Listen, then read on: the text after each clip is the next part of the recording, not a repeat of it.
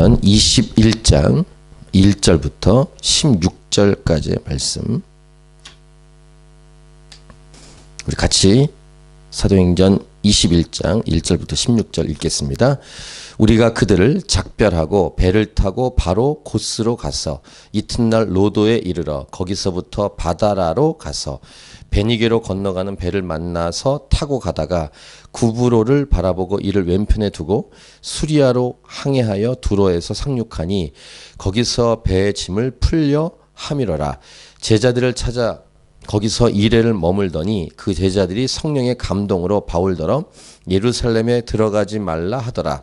이 여러 날을 지낸 후 우리가 떠나갈새 그들이 다 그 처자와 함께 성문 밖까지 전송하거늘 우리가 바닷가에서 무릎을 꿇어 기도하고 서로 작별한 후 우리는 배에 오르고 그들은 집으로 돌아가니라. 두로를 떠나 항해를 다 마치고 돌레마이에 이르러 형제들에게 안부를 묻고 그들과 함께 하루를 있다가 이튿날 떠나 가이사랴에 이르러 7 집사 중 하나인 전도자 빌립의 집에 들어가서 머무르니라.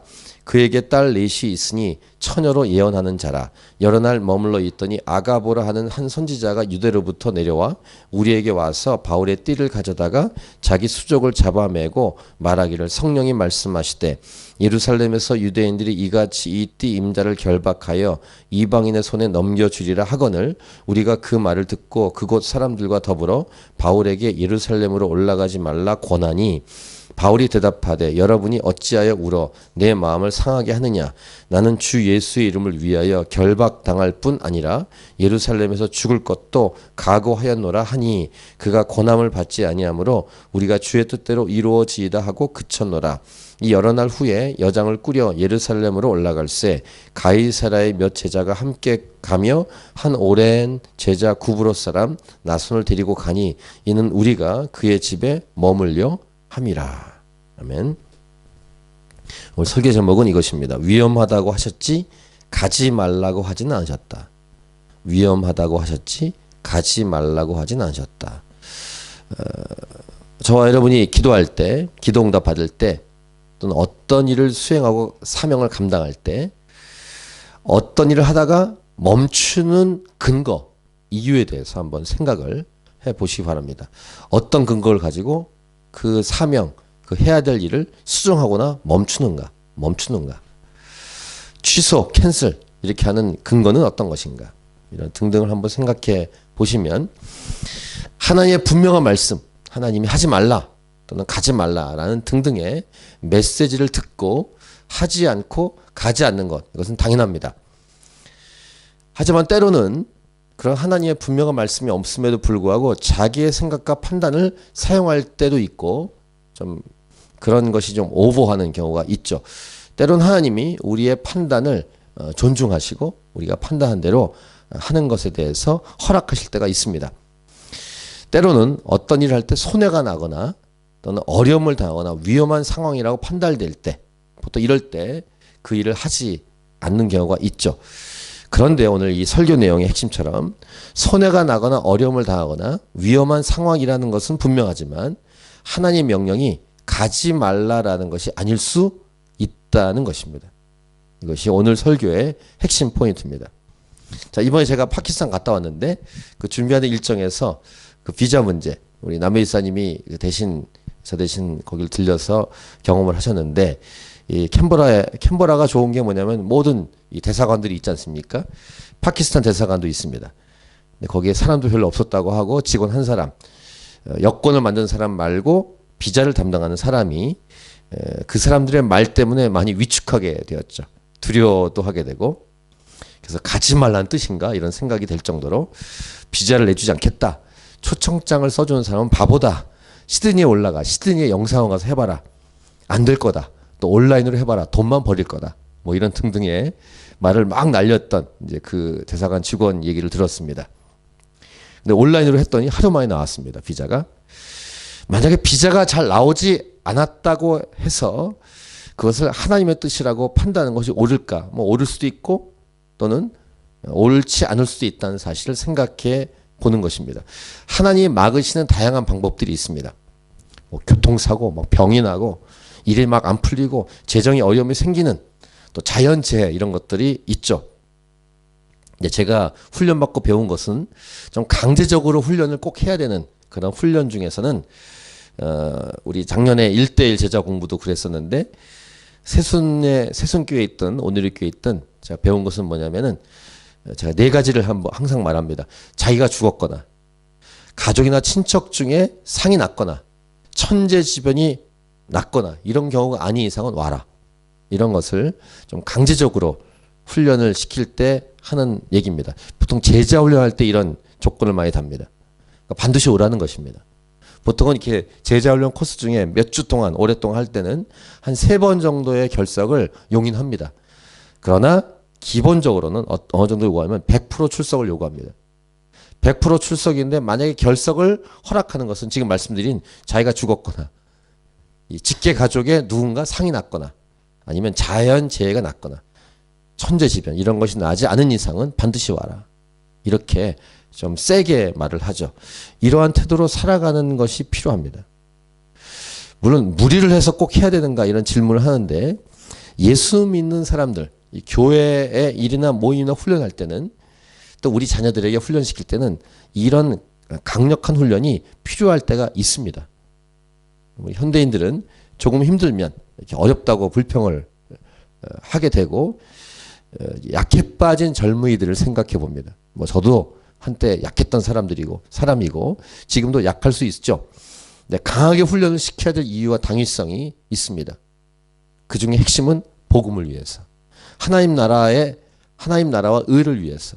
이 부분은 타협하지 않고 강력하게 훈련을 받을 필요가 있습니다. 하나님의 교회를 훈련시킬 때 이렇게 강력하게 훈련을 시켜 가십니다.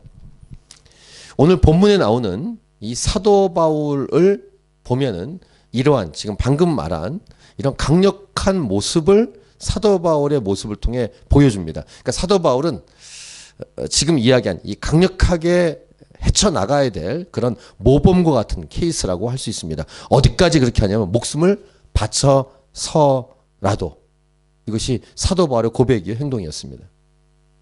이미 우리는 지난주 수요일 수요 말씀 집회 때 죽을 각오를 하고 로마로 가기 위해서 예루살렘으로 전진하는 바울의 모습을 묵상했습니다.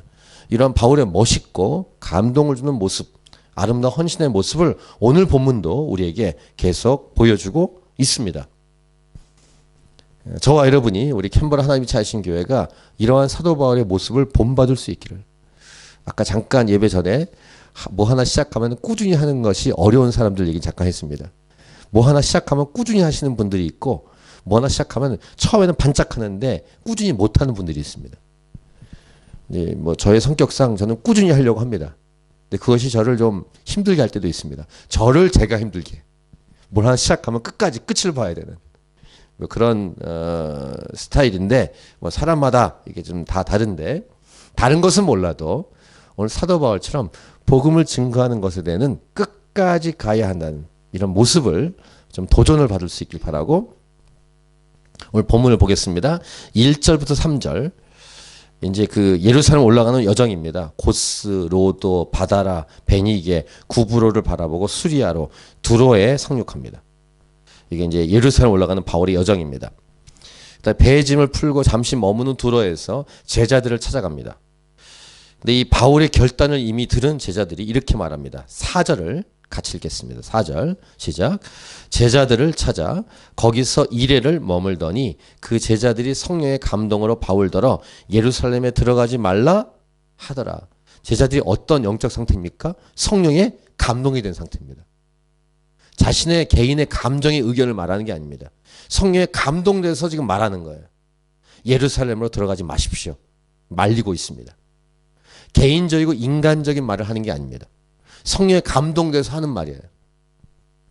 분명히 바울은 어려움을 겪을 것이고 고통 속으로 들어갈 것이고 손해를 보고 많은 어려움을 만나게 될 것이 분명합니다. 이런 뻔한 걸음을 걸어야 하겠습니까? 라고 말하는 거예요. 성령의 감동으로 제자들이. 첫 번째 메시지. Yes.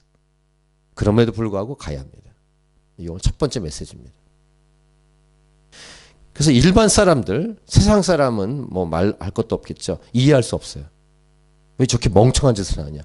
붙잡히고 고난당하고 죄수의 몸이 되고 죽을 수 있는데 왜 가냐? 이렇게 말할 수 있습니다.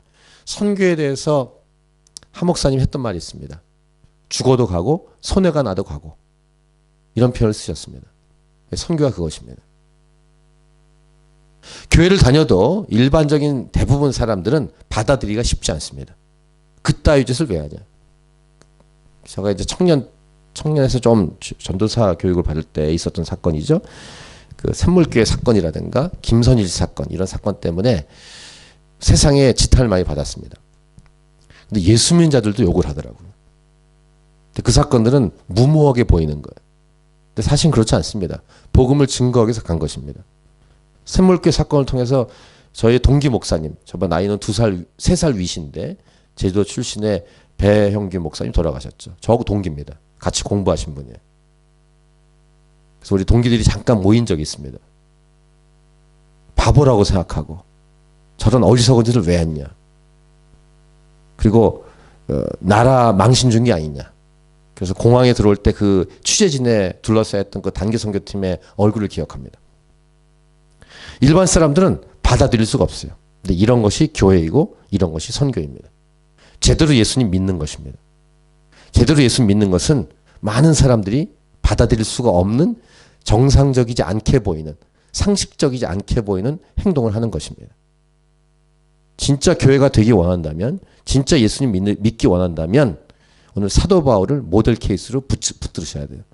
그냥 가짜 교회, 대충 하는 교회로 가기 위해서는 지금 말리고 있는 제자들의 모습 수준으로 가면 됩니다. 이렇게 위험하고 고통스럽고 어려울 수 있고 손해를 보고 때로는 목숨까지 잃게 되는 것을 사람들이 안다면 교회로 올까요? 그래도 오면 진짜 예수 믿는 사람입니다. 그것이 입증이 될 것입니다. 하나님은 때로는, 매번은 아니지만 교회를 이렇게 다루실 때가 있습니다. 하나님 입장에서 다시 말씀드리지만 북한의 지하교회가 진짜 교회입니다.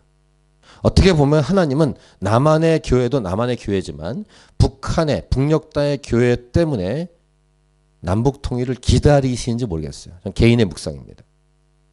북한의 교회가 물들일까 봐, 타락할까 봐, 남한의 교회가 와서 물들게 할까 봐 북한의 교회, 그 순도가 높은 그 교회에 해를 주지 않도록 하기 위해서 통일을 지연시킬 수도 있어요. 지금 정치적으로 많은 애를 쓰고 있지만 그런 걸 통일되는 게 아닙니다. 하나님이 허락하셔야 돼요. 하나님이 주도권이 있으십니다. 북한의 지하교회가 통일되면 타락할 수도 있기 때문에 개인적인 묵상이지만 말리고 있는지 몰라요. 이 남한을 하나님이 이렇게 정화시키는 과정을 줄 수도 있습니다. 어떻게 하실지 모르지만. 이민사회교회 많이 안타깝습니다. 싸우고 갈라지고 분열하고. 그런데 그러면 오히려 진짜가 남을 수 있어요. 다 떨어져 나가고. 이것도 개인적인 묵상입니다. 하나님 입장에서 제대로 가끔 생각해 보실 필요가 있습니다. 어떻게 해야 될까? 성경에 있는 내용과 우리의 인생이 너무 괴리감이 있지 않습니까? 바울의 삶을 보면은 도저히 이해할 수가 없는. 바울은 이미 자기가 어려움을 겪어서 알고 있었습니다. 앞에서 이미 묵상한 말씀처럼 분명한 것. 오늘 설교 제목처럼 하나님께서 가지 말라고 하진 않으셨다. 그런데 위험할 수 있고 고난을 받을 수 있다는 것을 이미 알고 있어요. 자기가 죄수의 몸, 그 다음에 어려움과 고난을 겪을 것을 이미 알고 있습니다. 그래서 성령 충만함으로 제자들이 말리고 있지만 그 말리는 것을 받아들이지 않습니다. 그래도 가야 한다. 이렇게 첫 번째 메시지하고, 두 번째, 하지만 하나님은 인격적이셔서 인간의 입장에서 선택을 하게 합니다. 선택. 가라, 가지 말라 이런 게 아니라 위험할 수 있다 이 정도만 알려주시고 바울의 입장에서 선택을 하게 하십니다. 가지 않아도 누가 뭐라고 하지 않습니다. 성령에 감동된 제자들도 이미 깨닫고 있어요. 위험하다고 알고 있어요. 그렇기 때문에 일반 교회 교인들도 바울이 만약에 예루살렘에 가지 않는다고 해도 뭐라고 나무랄 사람 없어요. 하나님이 막 벌을 내리시고 예루살렘을 안 가면, 로마로 안 가면 그렇게 하실 것도 아니에요. 하나님은 선택권을 주신 거예요. 사도 바울에게. 근데 바울 자신이 스스로 괴로울 거예요. 복음을 증거해야 되는데, 땅까지 복음을 증거해야 되는데 옆에 사람은 막말로 죽으려고 환장했냐 이렇게 말할 수 있는 그 길을 바울은 예, 죽으려고 환장했습니다. 라고 가는 것입니다. 복음에 충만한 사람이었으니까. 그리고 바울은 거룩한 선택을 합니다. 가기로. 하나님은 때로는 이렇게 인간에게 스스로 결정과 선택을 할 수 있도록 하십니다. 교회 공동체를 생각할 때 우리가 이제 2년, 4개월, 5개월째 가고 있지 않습니까? 이 자율성에 대해서 생각해 볼 필요가 있습니다. 자율성. 물론 우리 자율성으로 가죠. 제도화되면은 편하긴 하지만 성령께서 역사하실 영역이 줄어들 수 있습니다. 이 부분은 오늘 길게 다룰 수 없습니다만 이 자율성을 말할 때 또 오버하는 사람이 있을 수 있어요. 자기 성질대로. 성령 은사가 아니고. 자, 만류하는 것을 들은 바울이 이제 일주일이 지난 다음에 그들을 떠납니다. 죽을 수도 있는 리더 바울을 떠나보낼 때 장면이 짠합니다. 그것이 5절, 6절이에요. 죽는 것을 성령 충만한 가운데 제 아들이 알고 있어요. 그래서 사도 바울을 말리는데 간다고 하니까 작별하는 모습이 5절, 6절입니다. 이 여러 날을 지낸 후 우리가 떠나갈새 그들이 다 그 처자와 함께 성문밖까지 전송하니 가족을 다 데리고 와서 바울과 전송합니다. 바울을 보냅니다. 우리가 바닷가에서 무릎을 꿇어 기도하고 서로 작별한 후 우리는 배에 오르고 그들은 집으로 돌아가니라. 두로에 있는 제자들이 만류했지만 그대로 가겠다는 이 사도 바울을 말릴 수는 없고 그래서 마지막이라 생각하고 처자들을 다 데리고 와서 마지막 인사라는 이런 안타까운 슬픔의 이 작별을 합니다. 그리고 이제 바울은 계속 이동합니다. 예루살렘을 향해서 돌레마이 이곳에 하루를 지냅니다. 7절에 보시면 그 다음에 가이사랴에 갑니다. 8절 9절. 근데 특별히 8절에 눈에 띄는 분이 있습니다. 이튿날 떠나 가이사랴에 이르러 7 집사 중 하나. 우리 성역 공부 때 금요일 날 한 자매님이 물어보셨는데 이 빌립이 그 빌립입니다. 스빌분이 디바니의 두 번째 집사입니다. 활약을 했던 복음을 증거하는 활약을 했던 그 두 번째 집사가 빌립인데 그 집에 머무는데 그 집에 딸 4명이 있었다 기록합니다. 9절에. 근데 처녀로서 예언하는 자들이다.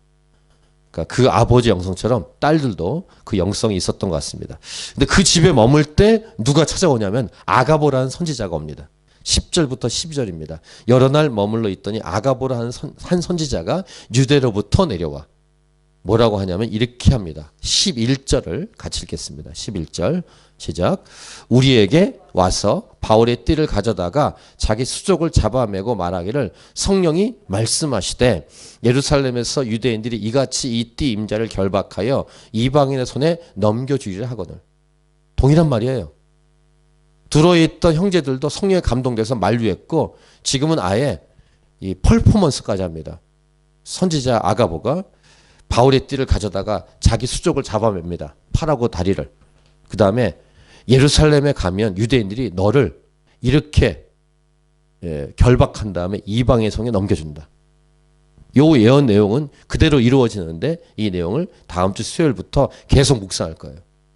22, 23, 24, 25, 26, 27, 28까지. 이 예언의 말을 들은 바울의 일행, 바울하고 함께 움직이는 일행이 이렇게 합니다. 12절도 같이 읽겠습니다. 시작. 우리가 그 말을 듣고 그곳 사람들과 더불어 바울에게 예루살렘으로 올라가지 말라 권합니다.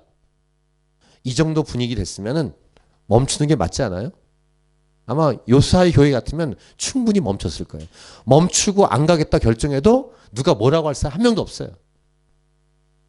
예언자가 와서 예언까지 했으니까. 퍼포먼스를 보여주고. 예루살렘에 올라가서 결박당한다. 가지 말라. 이렇게 말씀합니다. 자, 오늘 설교 제목을 다시 보세요. 위험하다고 하셨지 가지 말라고 하진 않으셨다. 자, 바울의 말을 들어보십시오. 13절을 같이 읽겠습니다. 13절 시작. 바울이 대답하되 여러분이 어찌하여 울어 내 마음을 상하게 하느냐. 나는 주 예수의 이름을 위하여 결박당할 뿐 아니라 예루살렘에서 죽을 것도 각오하였노라 하니. 이러한 결단과 이 결단이 가짜겠습니까? 바울은 이 결단대로 살고 있는 거예요. 이러한 바울 같은 인물이 요사이 우리 주위에 있는가? 거의 없을 거예요.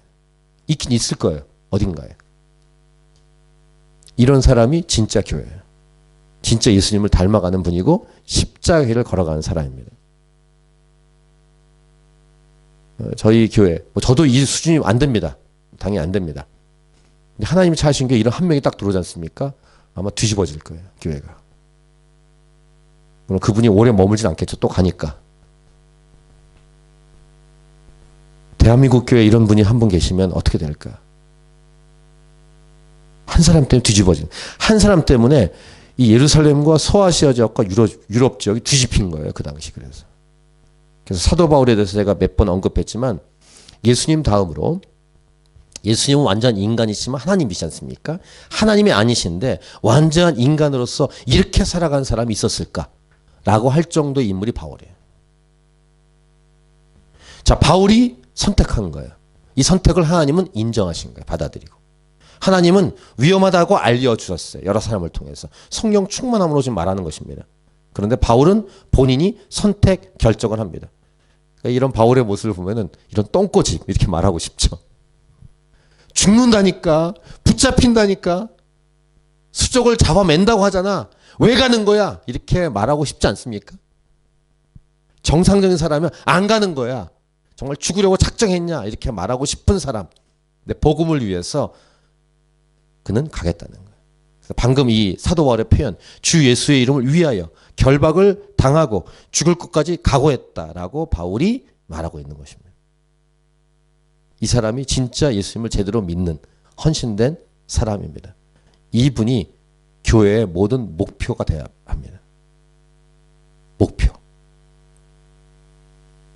어떤 목표를 우리는 붙잡고 있을까? 교회가. 예수 믿는다고 하지만 예수님 머리인 교회이지만 어떤 목표를 우리는 따라가고 있을까? 잘 생각해 봐야 돼. 아마 세상에서 제시한 목표대로 가고 있을지 몰라요. 이 목표를 향해서 성장하고 성숙해야 합니다. 이 수준까지 가야 합니다. 다 못 가더라도 이 수준을 향해서 가야 됩니다. 교회는. 이런 얘기를 하면 어떤 분은 교회를 잘못 온 것 같다. 그럴 수 있어요. 예수님 믿는 게 아니었는데 이런 등등의 반응이 당연히 나올 수 있습니다. 쉽다는 말은 아니지만 이 길이 바로 예수님의 길이고 예수님이 말씀하신 제 십자가를 지고 나를 따르라라고 말씀하신 그 말대로 순종하고 있는 바울입니다. 이 예수님을 따르고 닮는 방향이 목표인데 그 모델이 바울이에요. 그러니까 성경 66권에 특별히 신약 27권 중에서 많은 내용이 포함될 수 있었던 거예요. 사람이 쓴 내용인데, 편지인데. 우리 금요일날 성역 공부 때 이 서신설 공부할 것이죠. 성경 탐구 41대. 그냥 일반 편지예요. 예수 믿는 한 사람이 쓴 편지. 근데 이 사도 바울의 편지가 성경이 되는 거예요. 성경이 될 정도로 사도 바울의 삶은 헌신되어 있습니다. 사도 바울이 100% 완벽하다 이런 말은 아니지만 정말 거의 완벽한 삶을 살았습니다. 십자가의 길, 순교자의 삶. 바울이 이 권함을 받지 않으니까 일행과 그곳에 있는 사람이 권면을 그칩니다. 14절. 그가 권함을 받지 아니하므로 우리가 주의 뜻대로 이루어지이다 하고 그쳤노라. 상대방이 권함과 이렇게 충고를 받지 않으면 할 수 있는 말이 없잖아요.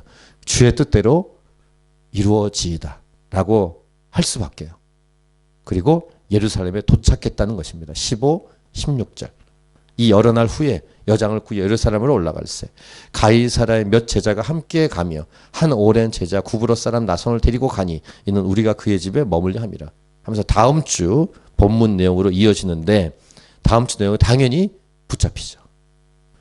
제가 오늘 설교 내용을 다 넘겼는데 이 수요 말씀 집회 이 내용 그 다음 내용을 쭉 묵상하면서 결국은 붙잡혀요. 아무리 인간적인 생각을 해. 아이디어를 짜고 어떻게 하면 이 들끓고 있는 유대인들의 마음을 좀 안정시킬까 하면서 노력을 하지만 안정 안 됩니다.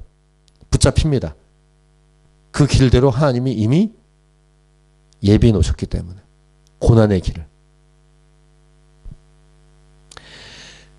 예언이 이루어집니다. 축복, 우리가 생각하는 이 막 황금길, 꽃길이 아니라 결박을 당하고 온갖 수모와 고난을 당하는 그 예언이 이루어집니다. 알고 간 거예요. 모르고 간 게 아니라. 사도 바울의 선택입니다. 하나님이 이것을 받아주셨습니다. 하나님의 일을 수행할 때 어려움과 고난이 있을 것이라고 하고 그래도 가야 한다. 가는 것으로 선택과 결단을 하는 이 사도 바울의 모습. 저는 가끔 생각합니다. 앞으로 교회는 어떻게 진행이 될까? 저나 여러분의 삶이. 저희가 교회 아닙니까? 건물이 아니라. 우리는 어떻게 그 다음 진행이 될까? 바울처럼 우리로 하여금 살도록 이끄실 수도 있겠고, 바울과 같은 수준이 아니기 때문에 하나님이 그런 길로 이끌지 않을 수도 있겠지만, 우리로 하여금 선택하도록, 헌신의 결단과 선택을 하도록 하나님은 계속 이렇게 제시해 주실 거예요. 그때 우리는 어떤 선택을 하게 될까?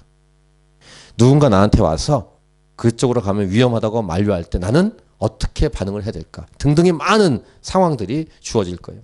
나의 계획, 나의 생각, 나의 이익 등등을 위해서만 사는 얄팍한 목사로 이 세상을 마감해야 될까? 얄팍한 잔머리를 굴리고 처세술에 의해 사는 종교인으로 살아가야 될까? 바울처럼 복음을 위해 헌신한 자로 살아가야 된다고 머리로는 아는데 실제로 어떻게 나는 행동할 수 있을까? 또 우리 가족들은, 우리 다음 세대 자녀들은 복음을 위해서 어떻게 헌신하며 살아가게 될까? 이런 등등의 질문이 사도 바울의 모습을 보면서 계속 머릿속에 마음속에 오갑니다.